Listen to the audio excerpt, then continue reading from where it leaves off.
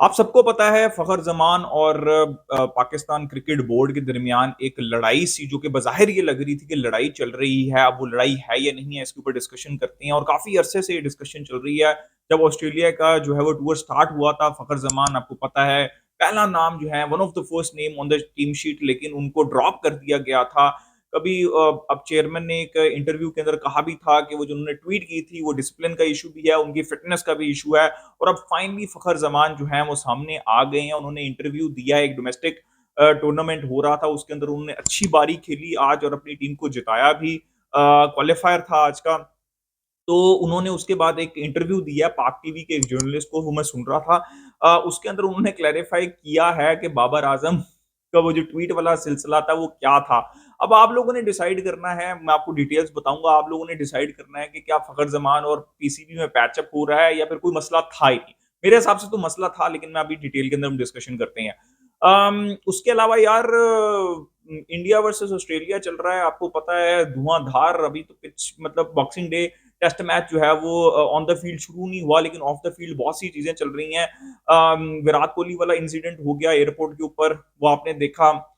फिर जडेजा आए इंटरव्यू देने और भी प्लेयर्स आए, लेकिन उन्होंने सिर्फ हिंदी के अंदर इंटरव्यू दिया और जर्नलिस्ट जो ऑस्ट्रेलिया के थे उनसे बात करने से मना कर दिया, जो कि थोड़ी सी मुझे अजीब चीज लगी। लेकिन राइट है यहाँ पे इंडियन क्रिकेट टीम का, वो किससे बात करना चाहें किससे ना बात करना चाहें। लेकिन एक वही बात है कि ऑफ द फील्ड वो एक राइवलरी है ना, वो भी मजा आया यार इसका। चलें आप अच्छी क्रिकेट देखने को मिल रही है, लेकिन एक ऑफ द फील्ड भी एक राइवलरी देखने को मिल रही है। जब तक रिस्पेक्ट के दायरे में रहे सब चीजें ठीक हैं। इसके अलावा एक और इंटरेस्टिंग चीज है, मैं पहले वो डिस्कस कर लूं फिर मैं फखर जमान की आपको बात बताता हूँ कि अभी इंटरव्यू हो रहे थे और आपको पता है कि वो काफी इंटरेस्टिंग इंटरव्यूज देते हैं ऑस्ट्रेलिया के क्रिकेटर्स। क्या उन्होंने मॉक किया बीसीसीआई को या फिर आईसीसी को? अब मेरे ख्याल में इसमें बीसीसीआई को मॉक करना तो नहीं बनता, mostly it is ICC, right. काफी प्लेयर्स बैठे हुए थे जिसमें उस्मान ख्वाजा थे, पैट कमिंस थे, मैक्सवेल थे, स्टीव स्मिथ थे, ट्रेविस हेड थे। इन सबसे पूछा गया कि भाई एक वर्ड बताएं आप आईसीसी और बीसीसीआई और इंडियन क्रिकेट के बारे में, एक एक वर्ड बताना है। बहुत से प्लेयर्स ने बताया और सब प्लेयर्स ने रिस्पेक्टफुली आंसर दिया। उन्होंने अच्छे अल्फाजों में इंडियन क्रिकेट टीम के ऊपर तो सबने पॉजिटिव आंसर दिया कि भाई पावर हाउस है, किसी ने कहा बिग का। फिर पैट कमिंस से पूछा गया, पैट कमिंस ने नॉर्मली वो बड़ा मतलब विटी आंसर देते हैं, इस बार उन्होंने कहा कि भाई कंट्रोवर्सी काफी हो चुकी है, इससे पहले भी उन्होंने कहा बिग, आईसीसी के लिए भी, बीसीसीआई के लिए भी और इंडियन क्रिकेट टीम के लिए भी। फिर उस्मान ख्वाजा से पूछा गया, उस्मान ख्वाजा ने कहा भाई नो कमेंट्स, क्योंकि आपको पता है वो कंट्रोवर्सी हुई थी जिसके अंदर उन्होंने ऑल लाइव्स मैटर वाला एक वो स्लोगन था वो करने की कोशिश की थी। खैर वो उसकी मैं ज़्यादा डिटेल के अंदर नहीं जा रहा चाह रहा, आप सबको पता है। तो उन्होंने कहा है कि मोनोपोली है और उनको उन्होंने पहले भी इस बात का ज़िक्र किया है कि मोनोपोली है यहाँ पे आईसीसी के अंदर। कुछ टीम्स के लिए आप कर सकते हैं, ये जो पॉलिटिकल स्लोगन्स हैं वो कर सकते हैं, वो हमने देखा भी है पास्ट के अंदर। और कुछ टीम्स को और कुछ इंडिविजुअल्स को वो इजाज़त नहीं होती, तो उन्होंने इस बार कहा कि भाई मैं कुछ कहना ही नहीं चाहता, ठीक है? उसके बाद आप आ जाते हैं ट्रेविस हेड। ट्रेविस हेड से पूछा गया आईसीसी के बीसीसीआई के बारे में, उन्होंने कहा रूलर्स। आईसीसी के बारे में पूछा गया तो उन्होंने कहा सेकंड। मतलब आजकल जो ट्रेविस हेड है वो इंडिया क्रिकेट टीम के रूलर बने हुए हैं, लेकिन उन्होंने बीसीसीआई को रूलर कहा है और सेकंड कहा है उन्होंने आईसीसी को। इसके बाद स्टीव स्मिथ जो कि फॉर्मर नंबर 1 बैट्समैन रह चुके हुए हैं, उनसे पूछा गया सेम क्वेश्चन। उन्होंने बीसीसीआई को कहा पावरफुल, ठीक है, या पावर हाउस, पावरफुल या पावर हाउस में से कोई एक वर्ड यूज किया उन्होंने। और जब उनसे आईसीसी के बारे में पूछा गया तो उन्होंने कहा नॉट एज पावरफुल, ठीक है, इन कंपैरिजन टू बीसीसीआई। उसके बाद उन्होंने कहा नहीं नहीं मैं मजाक कर रहा हूँ, जस्ट किडिंग अराउंड। तो ये मैं आपको बता रहा हूँ कितनी, जब ये आईसीसी चैंपियंस ट्रॉफी और ये सारी चीजें चल रही है, मैं हमेशा आपको कहता हूँ कि बीसीसीआई है, आईसीसी है और फिर बाकी सारे क्रिकेट बोर्ड है, ठीक है।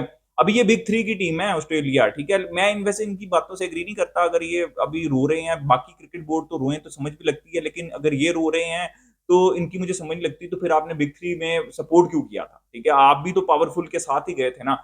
तो अब थोड़ा-सा ये ताने मारा देने का कोई फ़ायदा है नहीं फिलहाल। तो मैं तो आपको ये बातें बहुत पहले से बता चुका हूँ कि एक रियलिटी है।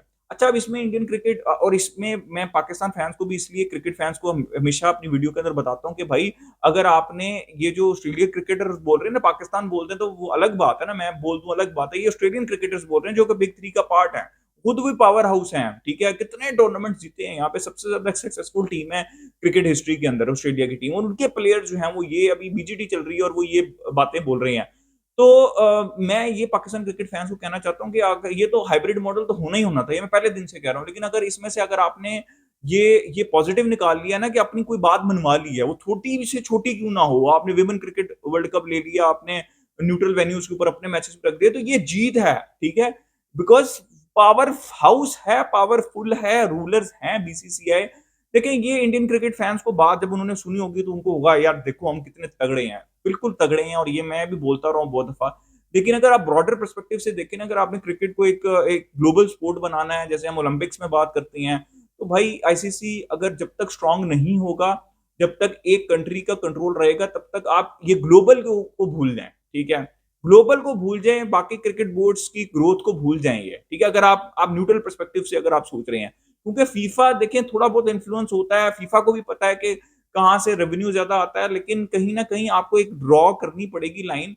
और आईसीसी बिल्कुल एक खोखला अदारा बन बन चुका हुआ है, और ये प्लेयर को पता है, बच्चे बच्चे को पता है, ठीक है? खैर, ये एक न्यूज़ थी, मैंने आपको बता दी और ओपिनियन भी दे दिया अपना। अब फ़खर ज़मान ने क्या कहा है बाबर आज़म से रिलेटेड, उसके ऊपर मैं डिस्कशन कर लेता हूँ। देखिए, फ़खर ज़मान ने कहा है कि मैंने वो ट्वीट जब की थी तब टीम अनाउंस नहीं हुई थी। और मैंने हमेशा से ये कहा है कि फ़खर ज़मान को वो ट्वीट नहीं करनी चाहिए थी। लेकिन उन्होंने क्लैरिफ़िकेशन ये दी है, जब मैंने वो ट्वीट की थी, तो मैंने कुछ जर्नलिस्ट को और कुछ फॉरमर प्लेयर जो कि बाबर आज़म को निकालने के पे बातें कर रहे थे, तो उनके अगेंस्ट मैंने ये ट्वीट की थी। अगर उस टाइम टीम अनाउंस नहीं हुई हुई, तो उन्होंने कहा ट्वीट है, आप जाके देख लें। और उन्होंने कहा कि अगर टीम अनाउंस हो जाती और बाबर आज़म नहीं थे उसमें, ना होते, तो मैं उसके बाद ट्वीट कभी भी ना करता, क्योंकि मुझे पता है कि मैं सेंट्रल की कॉन्ट्रैक्टेड प्लेयर हूँ। उन्होंने कहा है कि बाकी प्लेयर्स को भी उन्होंने यही मैसेज किया है कि आप जितने मर्ज़ी बड़े प्लेयर बन जाएँ, लेकिन अगर आप सेंट्रल कॉन्ट्रैक्ट के अंदर हैं, तो आपको डिसिप्लिन जो है वो उसके बारे में आपको सोचना पड़ेगा। तो कहीं न कहीं मुझे ऐसा लगता है, उन्होंने ये भी बात की कि मुझे जो है वो हाइपरथायरॉइड जो है वो डिटेक्ट हुआ था, और जिसकी वजह से मेरी फ़िटनेस पे काफ़ी ज़्यादा इश्यू था, और मैंने 2 महीने का खुद रेस्ट माँगा था, ठीक है? जिसकी वजह से उन्होंने कहा मेरे लिए अच्छा हुआ कि मैं ऑस्ट्रेलिया के टूर पे नहीं गया, मैं साउथ अफ्रीका के टूर पे नहीं गया, मैंने थोड़ी-सी फ़िटनेस रिगेन की और डोमेस्टिक जो है वो टूर्नामेंट खेला। तो उन्होंने कहा मैंने 2 महीने का खुद बोला था, ठीक है? यार मेरे हिसाब से ना, उसके अलावा उन्होंने और भी बातें की, सैम अयूब को उन्होंने बहुत ज़्यादा प्रेज़ किया, बाबर आज़म के ऊपर भी उन्होंने काफ़ी बात की, डोमेस्टिक टूर्नामेंट के ऊपर बात की, चैंपियंस ट्रॉफी की उन्होंने बात की, वो उसको टारगेट कर रही हैं, 2026 का जो वर्ल्ड कप है वो भी उनके माइंड के अंदर है, लेकिन वो स्टेप बाय स्टेप जो है वो चल रही हैं, सारी उन्होंने बातें की हैं। अब मेरा ओपिनियन क्या है इस सारी चीज़ के ऊपर? मेरा ओपिनियन ये है कि गड़बड़ हुई थी, और मैंने हमेशा से ये कहा है कि अब ये कवर अप होगा, और ऑब्वियसली फ़खर ज़मान टीम में आएँगे और उनको आना भी चाहिए, और इम्पोर्टेंट है। आपको अपने मसले एक साइड पे रखने हैं, लेकिन ये हुआ यही था, ये इन सबको अंदर से खते पता होता है। 1-2 दिन पहले अगर उन्होंने ट्वीट कर दिया, तो फ़खर ज़मान को पता था कि बाबर आज़म ड्रॉप होने वाले हैं। ठीक है? इसलिए फ़खर ज़मान ने ये ट्वीट की थी। फ़खर ज़मान को खुद भी पता है कि उन्होंने गलती की थी, हम सब दुनिया में सबको पता है। लेकिन ये भी एक रियलिटी है कि आपने डिसिप्लिन सिखाना है, आपने एक टूर के ऊपर उनको ड्रॉप कर दिया, ठीक है, साउथ अफ्रीका टूर के ऊपर फ़खर ज़मान होने चाहिए थे, स्पेशली आप चैंपियंस ट्रॉफी ये भी 1-2 महीने के अंदर स्टार्ट होने लगी है पाकिस्तान के अंदर। तो मुझे ऐसा लगता है कि वो एक सुलह हुई है, और उसके अंदर अब फ़खर ज़मान की सज़ा ये थी कि वो 2 सीरीज़ के अंदर, 3 सीरीज़ के अंदर वो ड्रॉप रहे हैं, अगर ज़िम्बाब्वे की टी सीरीज़ भी हम काउंट करें। और अब उन्होंने ये इंटरव्यू दिया है, और थोड़ा-सा सोच समझ के उन्होंने ये इंटरव्यू दिया, और उसके अंदर उन्होंने क्लैरिफ़िकेशन दिया है। और अब पीसीबी ये भी यही कहेगा, पीसीबी तो पहले ही कह रहा था, थोड़ा-सा मोहसिन नकवी ने बीच में कह दिया था कि हाँ यार, उनका वो डिसिप्लिन का भी इश्यू है, लेकिन मेजरली इश्यू उन्होंने तब भी बोला था कि उनकी फ़िटनेस का है, लेकिन मेजर इश्यू यही था। और चलें, अब चीज़ें सॉर्ट आउट हो गई हैं, अच्छी बात है, पहले ही सॉर्ट आउट कर लेते तो ज़्यादा बेहतर था। अब फ़खर ज़मान आपको 100% अगली सीरीज़ के अंदर दिखेंगे, और स्पेशली इस इंटरव्यू के बाद। तो ये सारी सिचुएशन है, आप बताएँ भाई, क्या सुलह हुई है या फिर कोई मसला था ही नहीं?